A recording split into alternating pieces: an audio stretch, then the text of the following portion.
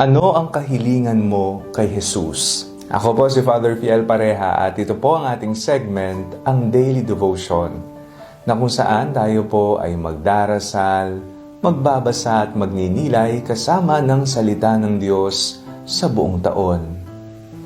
Manalangin tayo.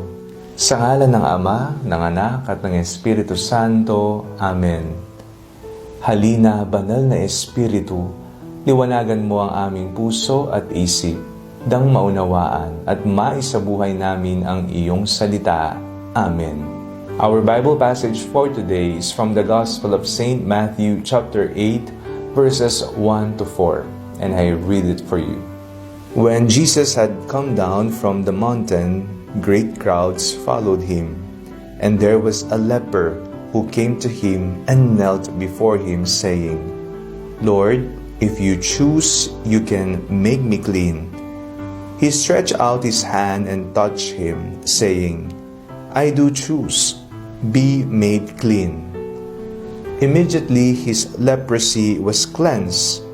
Then Jesus said to him, "See that you say nothing to anyone, but go, show yourself to the priests and offer the gift that Moses commanded as a testimony to them."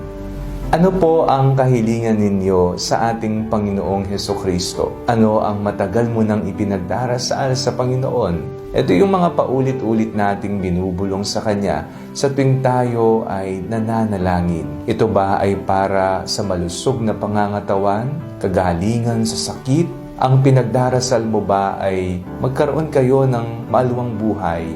O kaya naman magkaroon ng trabaho, makapasa sa board exam, makatapos sa pag-aaral ang mga anak, magkaroon ng kapayapaan sa puso at isip? Ano po ang inyong ipinagdarasal sa Kanya? Sa ating pong binasang ebanghelyo sa araw na ito, narinig po natin ang winika ng taong mayroong ketong. Ang sabi niya sa Panginoong Hesukristo, "Kung inyo pong nanaisin, ako po sana'y gumaling." Ninais ni Jesus na pagalingin ang may sakit, kaya ito ay nagkaroon ng paghilom mula sa ketong. Naririnig ni Jesus ang lahat nating panalangin. Huwag tayong mahiyang lumapit sa Kanya at ibulong kung anuman ang ating pangangailangan. Nariyan si Jesus para sa iyo. Hindi Kanya pababayaan. Hindi Kanya iiwan. Manalangin tayo. Panginoong Hesukristo, kami po ay lumalapit sa inyo. Binubulong po namin ang aming mga panalangin sapagkat alam po namin nakikinig kayo. Amen. Sa ngalan ng Ama, ng Anak at ng Espiritu Santo. Amen. Huwag po ninyong kalimutang i-like ang video ito, mag-comment po kayo and share it with your family and friends.